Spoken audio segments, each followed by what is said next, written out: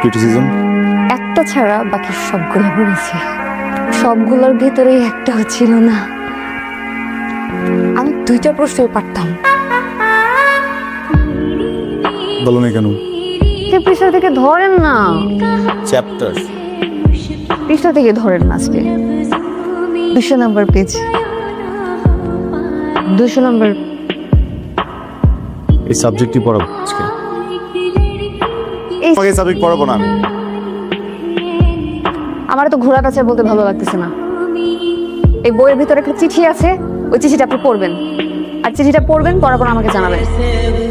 আর যদি আপনি অ্যাভয়েড করেন তাহলে আমি একটা উল্টাপাল্টা কিছু করে ফেলবো।